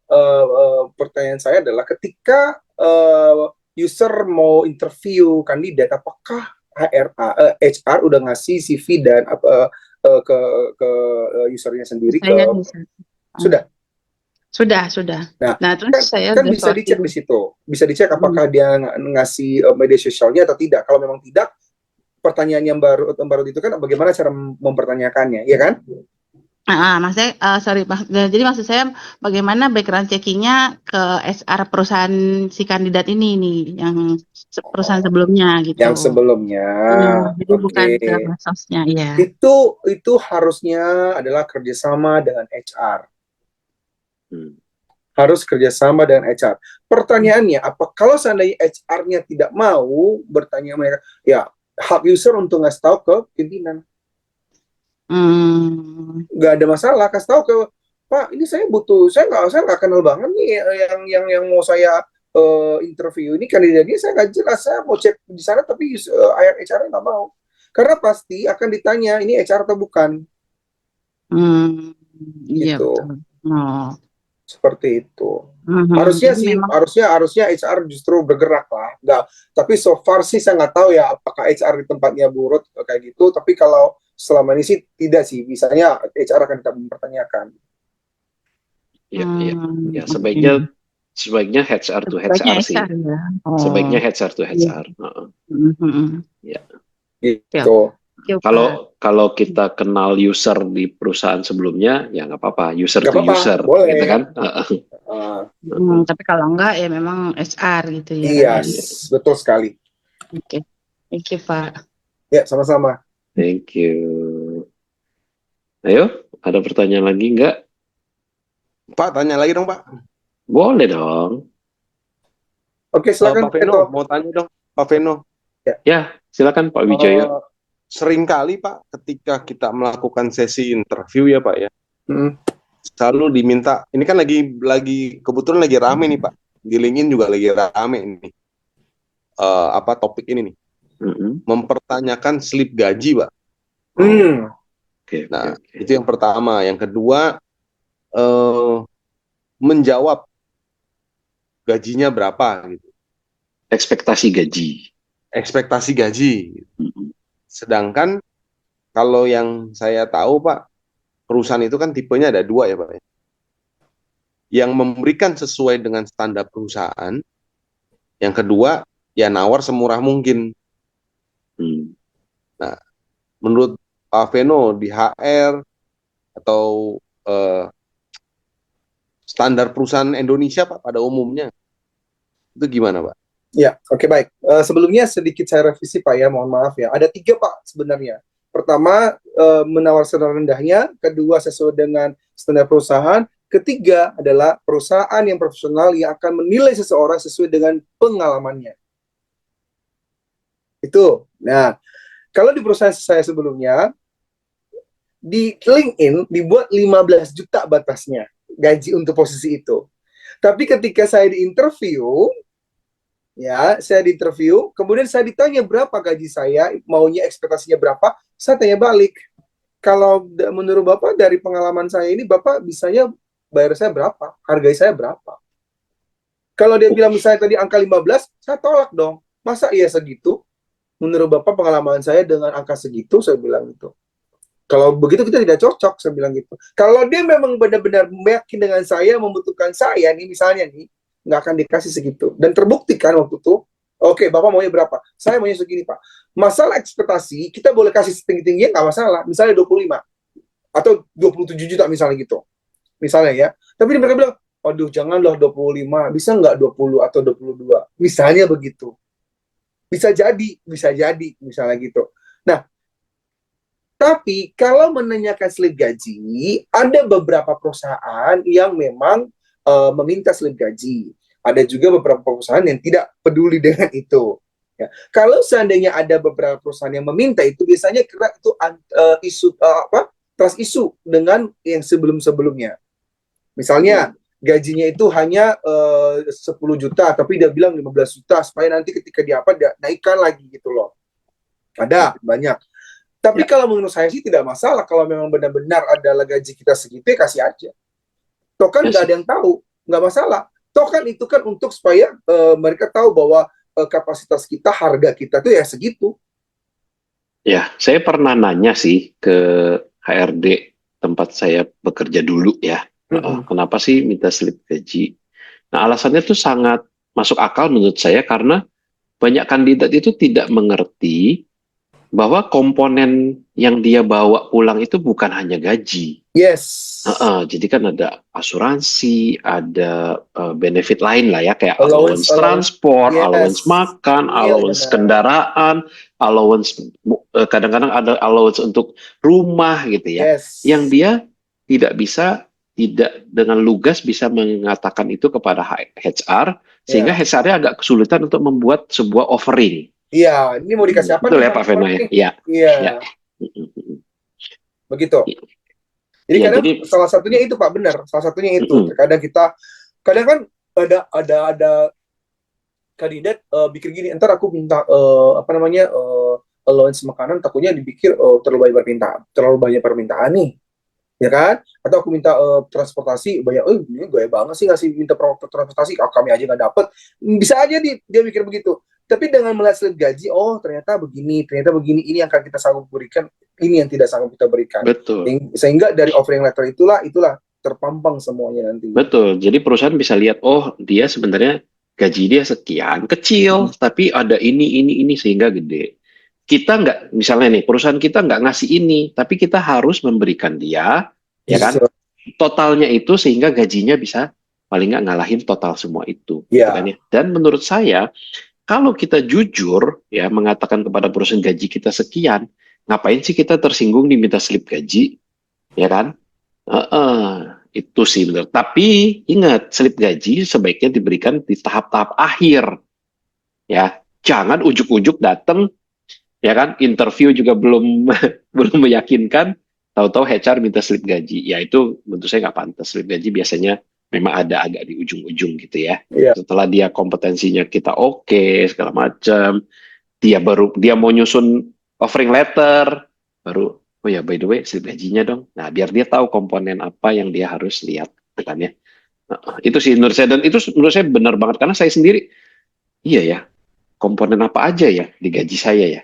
Ya kan? Saya pokoknya taunya take home pay aja gitu kan. Iya. Gitu sih, Mas Wijoyo.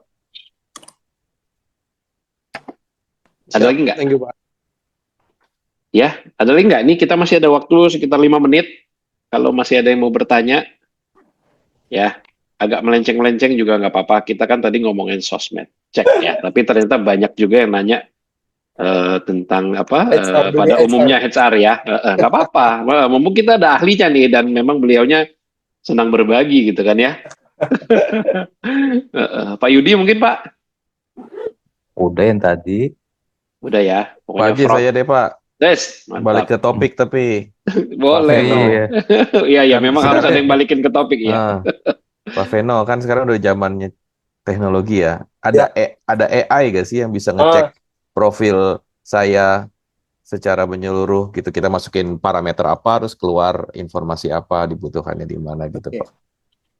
Nah, kebetulan kemarin dibahas juga sih mengenai AI itu ya. Tapi kebetulan karena saya belum pernah. Saya nggak mau jawab, takut salah. Nah, nanti saya jawab apa, tiba-tiba nanti tapi saya sedang berusaha saat ini, kita lagi mempelajari itu, karena rencananya memang akan ada mengarah ke situ. Kita rencananya ke situ. Soalnya kan memang banyak penipuan juga sih mengenai itu juga ada, yang memanipulasi wajah, memanipulasi gerakan juga ada, ya. Tapi saat ini di perusahaan saya belum pakai itu, dan perusahaan saya sebelumnya juga belum. Makanya saya belum ada pengalaman ke situ, tapi rencana kita tahun depan kita udah menggunakan itu. Kita lagi mencari-cari nih, ada nggak yang vendor yang bisa membantu kita untuk mengajari kita seperti itu, Pak Tizar. Tapi, sorry Sar, apa yang Tizar pernah dengar ya soal AI itu? Ya, jadi kayak interview di tahap awal pakainya AI, jadi berbentuk ya di Hana kan udah mulai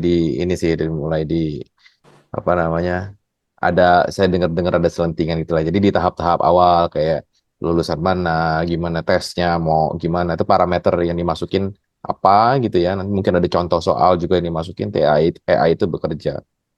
Nah, tapi juga yang pengen saya tanya tadi sebenarnya adalah setelah dari situ ada AI lagi yang kayaknya bisa mentelusuri latar belakang seperti apa, juga kurva dia terhadap lingkungan industri yang sejenis itu seperti apa, kayak gitu-gitu sih Pak Ajay. Itu yang saya dengar secanggih itu gitu sih HR yang ada di global lah saat ini gitu sih. Ya Di mungkin luar ada sih yang rata-rata udah sebagian menggunakan itu sih Pak, yang saya dengar ya. Karena baru kemarin aja nih, baru kebetulan kemarin tuh ada teman saya juga bilang, di perusahaan kamu udah pakai AI nggak? Saya bilang, apa tuh AI? Saya nggak begitu paham nih. Saya bilang gitu, belum paham saya bilang. Tapi ada rencana perusahaan kami, katanya perusahaan dia mau pakai itu. Saya bilang, nanti ajarin saya ya, saya nggak paham, saya bilang. Belum sampai ke situ Pak Tizar. Oke. Ya kayaknya belum ya, di kita belum ya. Sedangkan form aplikasi aja berlembar-lembar ya kan. Betul Pak, itu menjebalkan Pak. Saya pernah ngalamin. Itulah makanya saya males cari kerja di tempat lain Pak. Ngisi begituan. Padahal di CV udah saya jelasin, ya kan? Yes, berarti setuju dong dengan saya tadi kan yang saya katakan. Setuju Pak, tapi kalau saya nggak ngisi kadang-kadang, aduh saya jadi kelihatan songong banget nih gitu kan. Enggak Pak, pernah saya pernah berdebat Pak sama direkturnya, sampai direkturnya justru, waduh ini ide baru nih, katanya gitu, sampai dia bilang kayak gitu tuh. Jadi direkturnya open minded. Saya bilang, Bapak lah sekarang, saya bilang, Bapak ke perusahaan si A, Bapak ini keluar dari perusahaan ini, Bapak melamar di perusahaan sana, Bapak dikasih sesuatu yang dimana Bapak sudah cantumkan semua di CV, kesel nggak? Berarti orangnya nggak baca dong CV Bapak. Iya. Tapi di company saya sekarang juga udah itu sih Pak Veno. Kami sebagai orang yang memerlukan tenaga kerja gitu ya, kami tidak diperkenankan. Itu udah trainingnya tuh. Ada workshop 1 hari, kami tidak diperkenankan menanyakan gender, tidak boleh menanyakan agama, umur dan sebagainya. Jadi agak susah sih buat saya kadang-kadang. Saya pengen tahu kan sebenarnya pengalaman hidupnya dia udah berapa lama, seberapa dewasanya dia gitu. Jadi pertanyaan-pertanyaan itu sebenarnya sudah ditanyakan di awal oleh si HR ini sendiri. Jadi si HR udah menyampaikan kepada kita, Pak ini udah lolos ya seleksi saya. Bapak tinggal tanya hal-hal yang berkaitan sama pekerjaannya yang Bapak butuhkan. Intinya sih seperti itu ya. Saya menghargai sih itu, cuma kadang-kadang saya agak gerah aja sih ketemu Gen Z yang begitu gitu ya, jawabannya ngambang. Tapi saya pengen nanya, kamu sebenarnya lulusan kapan sih? Kamu berapa lama sih udah tiup lilin gitu lah. Saya sekarang kadang saya nanyanya gitu. Terus kalau nanya agama, kamu jadinya kalau Lebaran kemana? Apa kalau kamu Natalan kamu kemana jadi gitu? mancing ya. Lebih ke mancing ya. Gitu sih. Ya, Tapi bagus pengalaman sih. logistik ya. Ya, saya juga menghargai sih itu. Perusahaan-perusahaan Eropa itu udah nggak lagi, nggak boleh diskriminasi, itu nggak boleh. Makanya nggak boleh tanya umur, nggak boleh tanya gender, nggak boleh tanya apalagi itu agama, ya kan, ras apa, nggak boleh. Itu bener sih. Cuman boleh nanya lu bisa kerja apa enggak. Iya. Ya kan. Ya bisnis bagus gitu kan. Tapi caranya Pak Tijar itu kadang saya gunakan loh Pak. Nah, tanya kami saya, oh kamu kadang-kadang saya bilang gini, oke kamu pernah ya saya bilang tinggal di mana? Oh daerah sini. Oh kamu berarti udah lama di sana ya? Bilang enggak Pak, saya merantau. Di situ pancing. Oh merantau. Emang kamu merantau dari mana? Saya dari, misalnya dia bilang dari Sumatera Utara. Oh Sumatera Utara. Oke. Berarti lagi puasa dong? Betul lagi puasa. Oh enggak Pak, saya nggak puasa Pak. Kenapa nggak puasa? Saya Kristen Pak. Oh udah tahu langsung. Iya. Dan bicara seperti itu kadang-kadang. Oke, thank you. Thank you, Tisar. Thank you. Oke. Pas udah 9.30 ya. Jadi thank you banget Pak Veno. Kita dapat banyak sekali pengetahuan ya dari mengenai sosmed cek, terus melebar ke hal-hal lain gitu ya. Yang mana saya yang paling ingat malam ini adalah itu yang 3K itu. 3K itu ya. Kebetulan contohnya saya nggak bisa main piano dan itu benar banget gitu ya. Satu adalah karakter, kedua adalah komitmen, ketiga baru kompetensi. Itu benar banget. Dan ini saya jadi ingat apa yang selalu diomongin oleh co-founder kita juga ya. Kebetulan beliau nggak hadir malam ini, Pak Handra Tama. Beliau selalu mengatakan Pak Yudi, adab dulu baru ilmu gitu ya. Iya. Jadi bukan ilmu dulu baru adab dulu baru ilmu. Makanya itu karakter, sudah punya karakter, kita punya komitmen, kompetensi mah pasti akan ada. Dan itu thank you banget Pak, itu buat kita ya malam ini keren banget ya Pak Veno, kita thank you banget. Mungkin ada sedikit closing statement Pak buat kita. Oke. Dalam kehidupan ini ada yang namanya kontrol. Kontrol itu ada dalam diri kita. Kita nggak bisa mengontrol orang lain berpikir tentang apapun mengenai kita. Kita nggak bisa mengontrol orang untuk bicara apapun tentang kita, apalagi dalam lingkungan kerja. Tetapi kita bisa mengontrol diri kita untuk merespon mereka dengan baik atau tidak, tergantung pada respon kita.